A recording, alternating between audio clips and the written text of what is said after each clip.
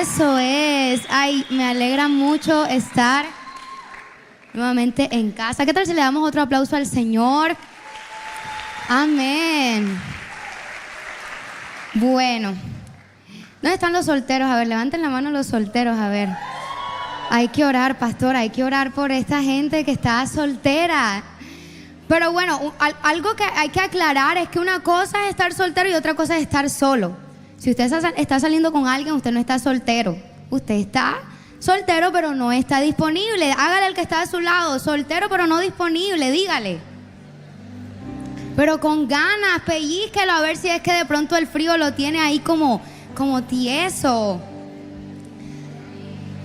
Yo recuerdo hace un par de años, cuando tuve mi primer noviecito, y yo estaba muy enamorada de ese chico. Y usted sabe que cuando uno está enamorado, uno hace carticas, cosas y todo el cuento. Y yo era bien así, hacía las cartas a mano y todo. Y en ese tiempo yo estaba muy chiquita, a mí no me dejaban tener novio. Pero un día yo me determiné y yo dije, se lo voy a presentar a mis papás. Porque yo no quería estar ahí como escondida. Y resulta que yo le dije a él, bueno, ven a mi casa y vamos a hablar con mis papás. Y a que no adivinan qué pasó. Cuando él llega y yo voy bajando las escaleras de mi cuarto a la sala, veo a mi papá en la puerta diciéndolo, váyase, váyase, váyase, váyase.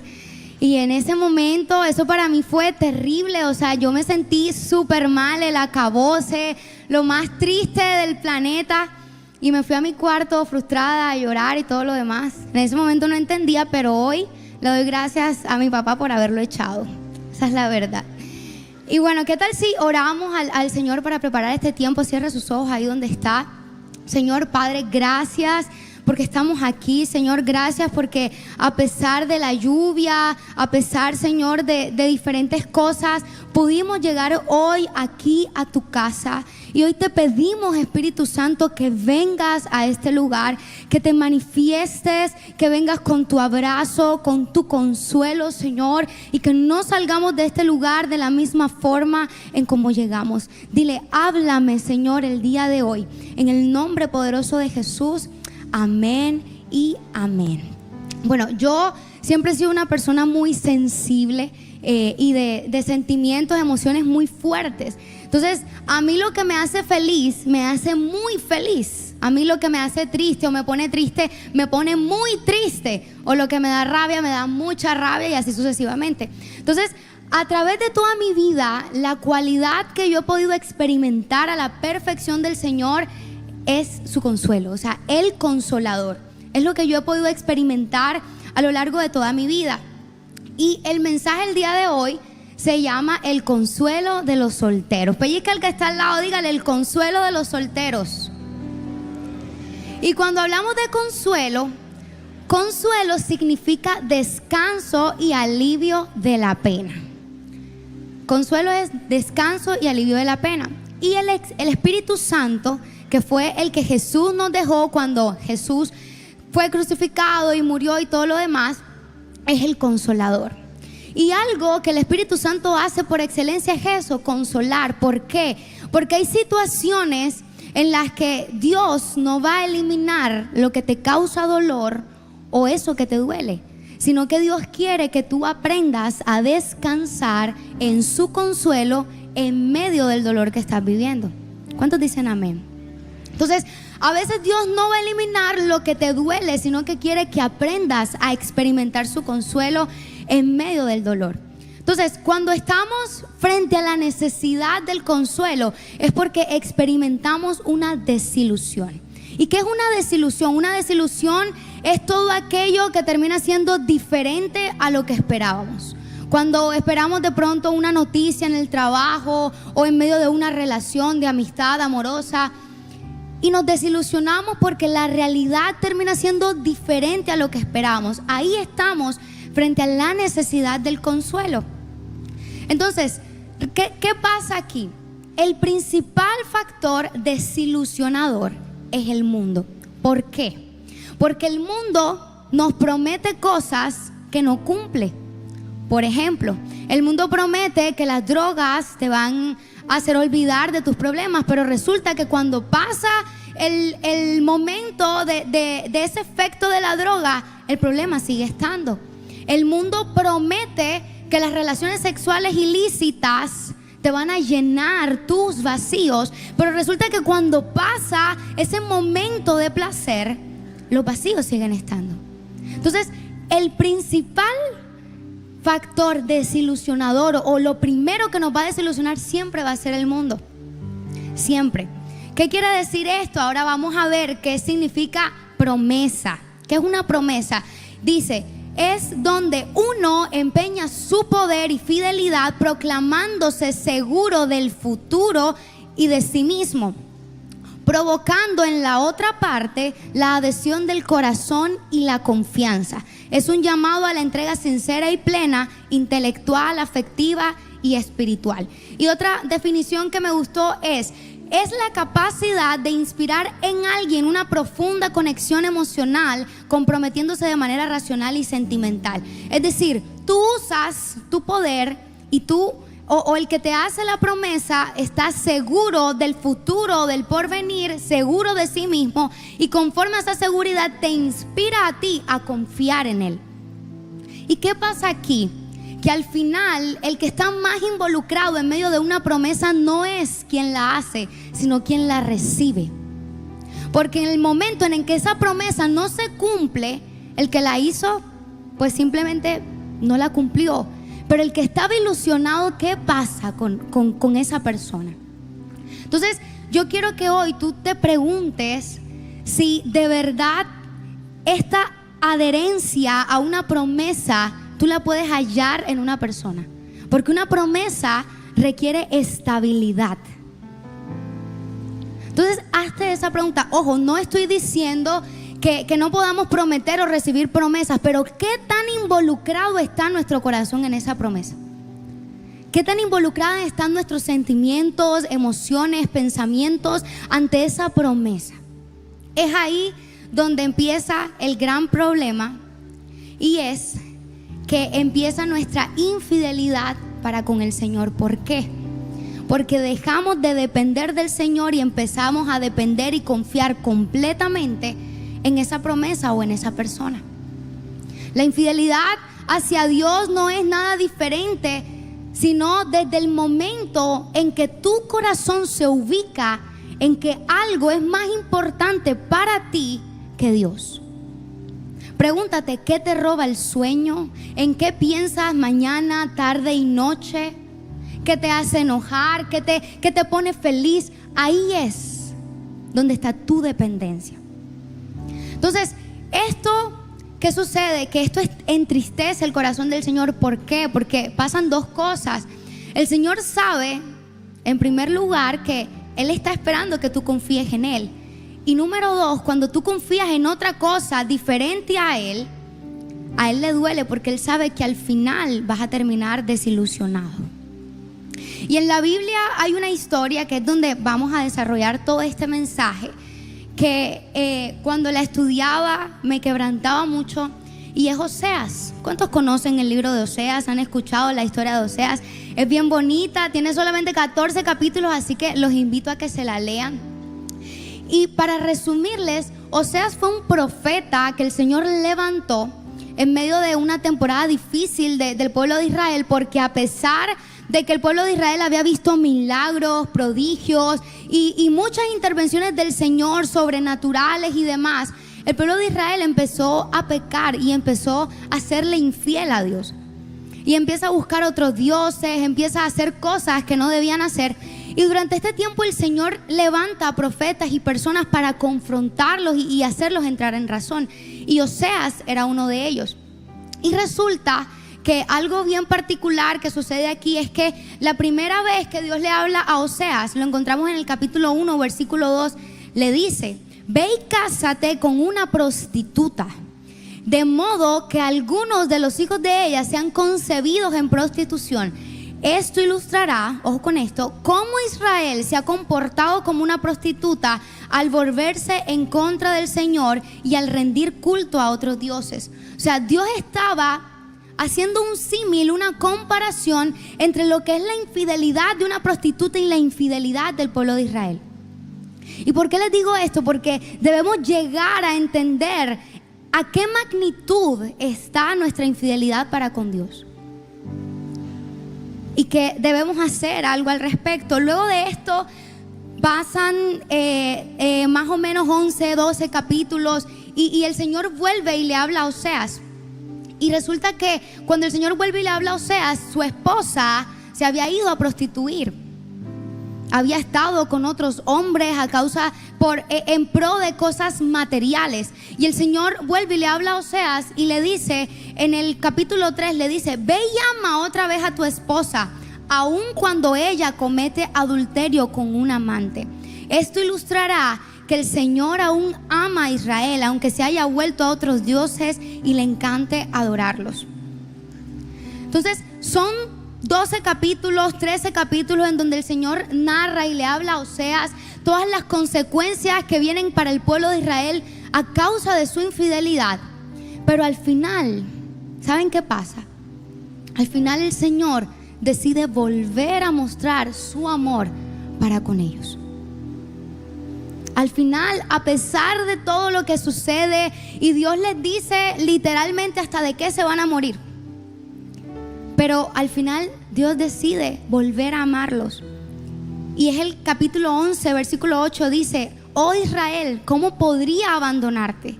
¿Cómo podría dejarte ir? Luego dice: mi corazón está desgarrado dentro de mí y mi compasión se desborda. Entonces, ¿cuántos aquí, y no lo digas ni solamente piénsalo, has visto de frente las intervenciones del Señor? Has palpado sus milagros y aún así has ido y has buscado otras soluciones. Y es real. Entonces vamos a entrar más a fondo y yo les voy a compartir 5 cosas que el Señor me hablaba a través de toda esta historia, y son 5 cosas que Dios quiere hacer contigo. Y la primera es: Dios quiere acabar con tu independencia. Dígale al que está a su lado: Dios quiere acabar con tu independencia. Pero pellízcalo para que sienta que es con Él. Dios quiere acabar con tu independencia. A veces, ¿qué pasa? Que nos creemos suficientemente independientes, capaces, hábiles para hacer cosas bajo nuestros propios medios, y se nos olvida que tenemos un Dios de quien deberíamos depender. Pero a veces no sucede así. Y hubo algo que a mí me pasó hace un tiempo, y yo en pandemia yo sufría de acné. Yo tenía toda mi cara brotada, horriblemente brotada. No quise traer fotos porque me parecía que era como muy desagradable. Y un día yo decidí ir al médico. Fui al médico, entré en tratamiento, me mejoré, mi piel se puso súper chévere. Y cuando terminé el tratamiento, resulta que yo me volví a brotar. Y cuando yo me vuelvo a brotar, lo que yo hice fue que yo corrí a buscar, a solucionar, que el dermatólogo, que ahora, que los medicamentos que tengo que comprar. Y resulta que no conseguí dermatólogo. Y llamé a la EPS, no, que no hay citas disponibles. Y entonces las citas por un dermatólogo independiente súper costosas. Y un día el Señor me dijo: ¿por qué buscas primero un dermatólogo antes que pedirme a mí que te sane? Y cuando el Señor me dijo eso, yo dije: Señor, tienes toda la razón. Y esa noche le lloré al Señor porque era el miedo de volver a enfermarme, porque ya veía que se estaban asomando. Y le dije: Señor, si es tu voluntad, sáname. Y desde ese día nunca más me ha salido un granito. Parece algo mínimo, pero ¿por qué les cuento esto? Porque incluso a veces en cosas tan tontas que nosotros creemos que no son significantes para el Señor, son tan significantes para Él como lo son para nosotros.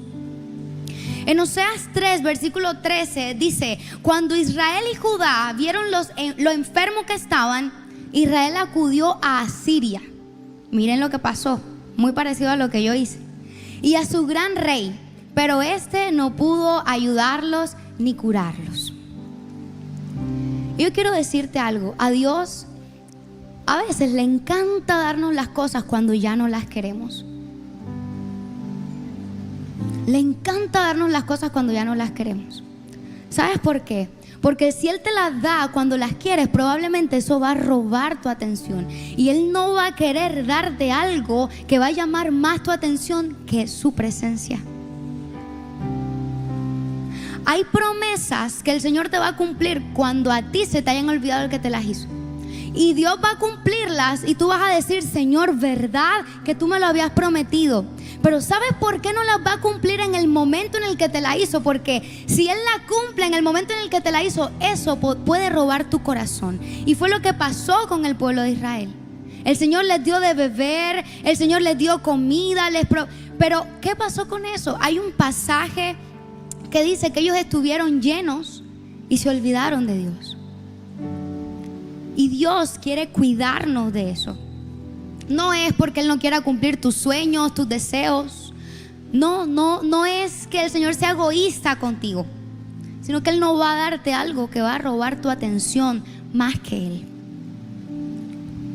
Así que en ese camino en el que Dios acaba con tu independencia para volverte dependiente a Él, nos vamos a tener que acostumbrar a perder cosas y personas que queríamos. Pero en la medida en la que te acostumbras a perder lo que quieres, tu corazón se ubica donde realmente debe estar. En el camino en el que tú vas aprendiendo a perder cosas que querías, tú vas ubicando tu corazón donde tiene que estar ubicado. Eso es lo que hacen las pérdidas con propósito. Porque aunque en ese camino en el que Dios acaba con tu independencia para volverte dependiente a Él, ¿sabes qué pasa? Solo perdiéndolo todo confirmas que al final nada queda sino Dios. Y cuando entiendes esto, encuentras el sentido de ganarlo solo a Él, porque al final nada de lo que tú luchas por ganar, una relación, tu trabajo o cualquier otra cosa, nada de eso va a quedar al final. Se va. Y entiendes que siempre se trató de ganarlo a Él y nunca se trató de nada diferente. Siempre se trató de su presencia y nunca se trató de un milagro. Siempre se trató de su compañía y nunca se trató de su respuesta. Siempre. A veces solo quisiéramos sentir que Jesús está al lado nuestro. Hay momentos, yo le he dicho al Señor: Señor, ojalá pudiese tocarte físicamente y abrazarte fuerte. A veces solo necesitamos eso. Con eso basta y sobra. ¿Por qué? Porque cada oportunidad de dolor es una oportunidad para experimentar el consuelo de Dios. Hay golpes tras golpes que te noquean y pierdes la dirección, también el sentido de tu vida, y solo hasta ese momento entiendes que nunca se trató de una respuesta, siempre se trató de su presencia. Y en medio de eso te vuelves más fuerte. Pero quiero decirte algo: hay una diferencia entre la fortaleza que te da el mundo y la fortaleza que te da el Señor. La fortaleza que te da el mundo viene arraigada de la dureza y te vuelve fuerte, pero te vuelves duro. Te vuelves fuerte, pero te vuelves insensible.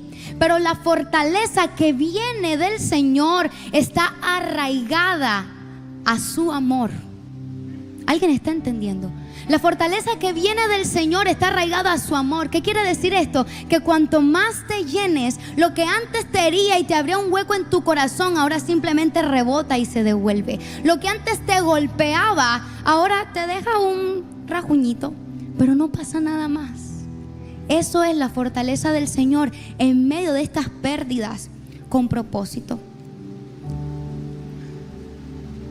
Número 2, Dios quiere sanar lo que Él no rompió.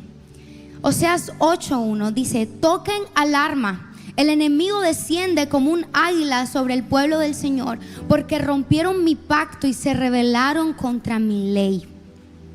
Lo que estaba viviendo el pueblo de Israel, enfermedades, sequías y demás, fue porque ellos le permitieron al enemigo que entrara en sus vidas. Y quizá lo que estás viviendo es consecuencia de malas decisiones, de errores. Pero no vengo de parte del Señor para juzgarte o decirte que bien merecido lo tienes o algo parecido. Vengo de parte del Señor a decirte que si vuelves a Él, Él va a responder por ti. Que si vuelves a Él vas a poder recibir su consuelo. Alguien tiene que entender que entre más lejos estés de Él, más expuesto vas a estar. Y si hasta el momento has sufrido, vas a seguir sufriendo e incluso a una mayor magnitud. Cuanto más lejos estés de Él, más expuesto vas a estar. Luego miren lo que hace Oseas en el capítulo 3. Dice: así que la recuperé pagando 15 piezas de plata, 5 canastas de cebada y una medida de vino. O sea, Oseas fue a comprar a su esposa. Él no tenía que hacer eso, era su esposa. Pero él, por el amor que le tenía, porque era lo que Dios estaba usando para ilustrar cuánto amaba a su pueblo, le dijo: Oseas, ve y ámala nuevamente a pesar de su infidelidad. Paga lo que tengas que pagar, pero vuélvela a comprar. Y dice, el capítulo 6 dice: dentro de poco tiempo Él nos restaurará para que podamos vivir en su presencia. Quiero decirte, Dios va a darte las respuestas para las que estás preparado. Las respuestas que el Señor va a irte dando en el camino van a ser respuestas para las que tú estás preparado de recibir. Porque si te desenfocan, Dios no te las puede dar. Y ahí quiero pedirle a Lucho y a mi hermano que vengan acá un momento. Quiero hacer una ilustración. Y es que hay dos formas en las que podemos unirnos a una persona. Entonces vamos a simular, vamos a darle un aplauso a ellos que están de voluntarios. Gracias, Lucho. Bueno, háganse por aquí, eso. Hay dos formas para unirnos con una persona. Entonces, si usted está en eso de que quiere estar con una persona, están saliendo, se están conociendo, ¿qué va a pasar?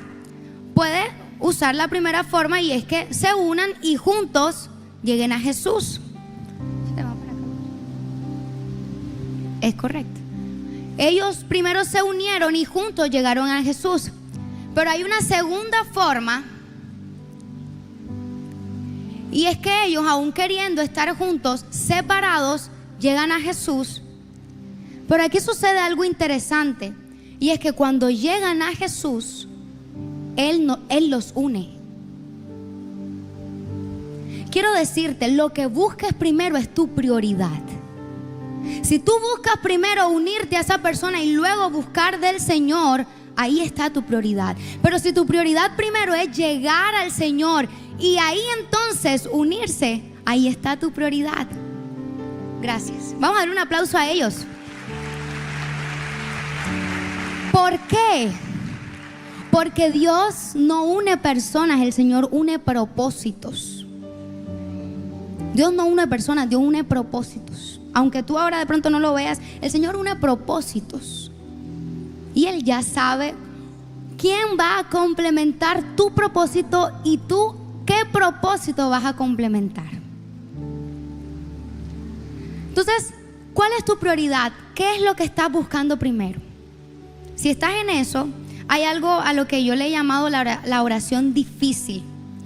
Y es esa oración que a veces hacemos llenos de valentía frente a cualquier cosa que de pronto queremos, pero decimos: Señor, que se haga tu voluntad.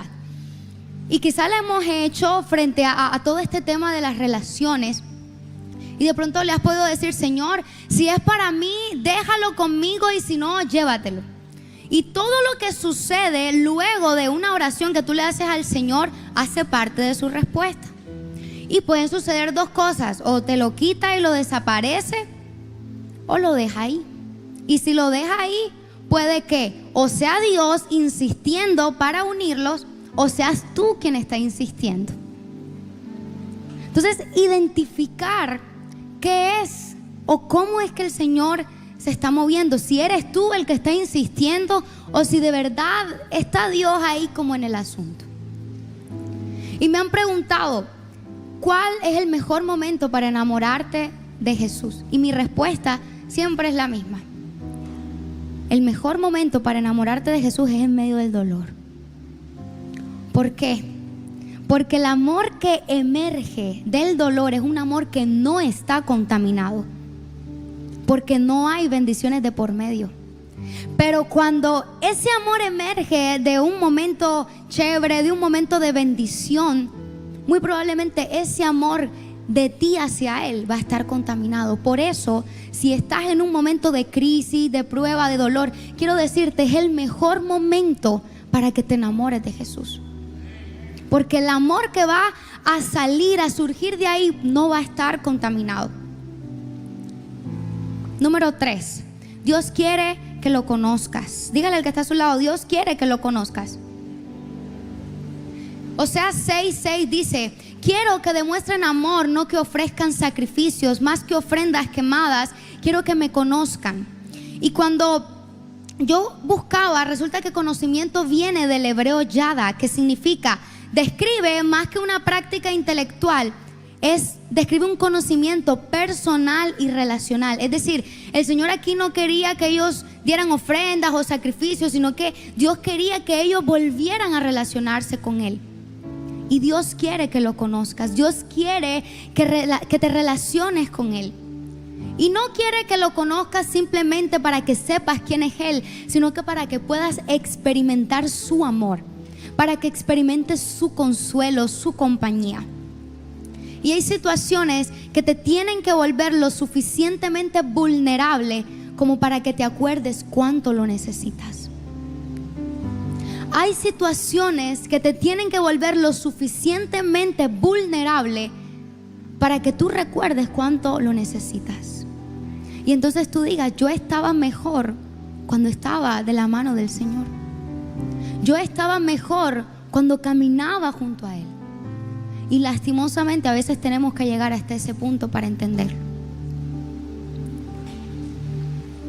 4, Dios quiere amarte. Y este es el último punto. Si quieren ya se pueden ir subiendo donde están mis amigos. Dios quiere amarte. Oseas 5:15 dice: entonces regresaré a mi lugar hasta que reconozcan su culpa y se vuelvan a mí, pues tan pronto lleguen las dificultades me buscarán de todo corazón. Y cuando yo leí esto, yo me quebranté porque yo dije, Señor, ¿cómo es posible que solamente cuando vuelvan las dificultades vamos a buscarte de todo corazón? ¿Por qué tenemos que llegar hasta ese punto para volver a buscarte? Y quiero decirte, no es que Dios simplemente quiera darte la espalda, pero si tú no lo quieres amar, Él cómo va a estar ahí cerca de ti. Él quiere amarte, pero también quiere que tú lo ames. Él está esperando por ti, pero Él también quiere que tú esperes por Él. Él está tocando a la puerta y te llama. Pero quizá hay cosas que llaman más tu atención que Él. Este es mi pasaje favorito de este libro. Pero luego, Oseas 2:14 dice: pero luego volveré a conquistarla. La llevaré al desierto y allí le hablaré tiernamente. Cuando el Señor me empezó a hablar todo esto, hace más o menos 15 días, cuando perdía, yo creo que era como mi mejor amiga, era Sole. Ella nos acompañó por más de 12 años en la casa. Y ella tenía unos tumores mamarios y le hizo metástasis. Salimos corriendo a la veterinaria para ver qué podíamos hacer, pero ya era demasiado tarde. Ella estaba muy viejita, tenía problemas, ella estaba reventada por dentro. Y en medio de esto, de que ella estuvo hospitalizada, yo le decía, Señor, gracias por Sole. Era la perrita de la casa. ¿Por qué? Porque Sole era un instrumento que el Señor usaba para hablarme a mí de que Él estaba conmigo. En mis momentos de mayor dolor, donde solo Dios y yo sabíamos lo sola que podía sentirme el dolor que podía experimentar, abría la puerta de mi cuarto y ella estaba ahí. Y entraba, se acostaba conmigo. Y el Señor la usó miles y miles de veces para secar mis lágrimas. El Señor está en cada detalle y quiero decirte, el desierto es para que experimentes su cuidado. El desierto es para que sientas cuán detallista Él es contigo. Ponte sobre tus pies. Y hay una promesa una profecía que a mí me gusta mucho. Está en el libro de Apocalipsis, capítulo 12, versículos del 2 al 6. Y dice: vi una mujer que estaba embarazada y gritaba a causa de los dolores de parto y de la agonía de dar a luz. Luego vi a un gran dragón rojo con 7 cabezas y 10 cuernos y una corona en cada cabeza. Cuando la mujer estaba a punto de dar a luz, el dragón se paró delante de ella, listo para devorar al bebé en cuanto naciera. Ella dio a luz un hijo que gobernaría a todas las naciones con vara de hierro. Al dragón le arrebataron el hijo y lo llevaron hasta Dios y su trono. Y mira lo que termina diciendo: y la mujer huyó al desierto, donde Dios había preparado un lugar para que la cuidaran. El dolor que puedes estar viviendo es dolor de parto. Alguien tiene que recibir esta palabra. El dolor que estás sintiendo es dolor de parto. Y el desierto que puedes estar viviendo es un desierto que el Señor ha preparado para que experimentes su cuidado. Alguien que levante sus brazos ahí donde está y simplemente lo elija a Él. Simplemente lo elija a Él por encima del dolor. Simplemente lo elija a Él por encima de lo que tú quieres. Hoy alguien tiene que decirle al Señor: Señor, yo te elijo. Yo te elijo porque te amo. Yo te elijo porque tú me amas y yo quiero corresponder tu amor. Yo te elijo porque no quiero que sigas esperando por mí. Yo quiero correr a ti. Alguien tiene que decirle al Señor: Señor, me duele, pero más que mi dolor, mayor que mi dolor es mi amor por ti. Por eso te elijo, por eso te abrazo y deja que el Espíritu Santo ministre tu corazón. Oh Santo Dios, elegimos tu presencia, elegimos tu verdad por encima de cualquier otra cosa. Yo quisiera saber quién está aquí hoy por primera vez y pueda levantar su brazo ahí donde está. ¿Quién vino hoy por primera vez aquí a este lugar? Yo los invito a que pasen aquí adelante mientras nosotros les damos un aplauso a ellos. Vengan aquí adelante. El Señor ha preparado todo esto que ustedes han visto aquí para ustedes. Bienvenidas. Porque tiene cuidado de ustedes. Él sabe las cosas que solo ustedes saben. Aunque incluso no se las digan, ya el Señor las conoce. Porque los ama. ¿Ustedes también quieren amarlo? ¿Les parece si hacemos una oración para que le den esa entrada al Señor a sus corazones? Repitan conmigo esta oración. Señor Jesús, hoy te entrego mi vida. Te doy la bienvenida y te abro las puertas de mi corazón. Tómame entre tus brazos y no me dejes alejarme de ti. Te reconozco como mi único y suficiente Salvador, dueño de mi vida. Escribe mi nombre en el libro de la vida y no lo borres jamás. En el nombre de Jesús, amén y amén. Bueno, y ahora a la cuenta de 3, ustedes se van a voltear y van a ver a un sinnúmero de jóvenes que aman al Señor tanto como ustedes ahora lo hacen. 1, 2 y 3. ¡Eso! Bienvenidos. Pueden seguir allá adelante. ¿Qué tal si terminamos este tiempo gozándonos en el Señor? Vamos, levanta fuerte ese aplauso. Gózate en su presencia. Aleluya.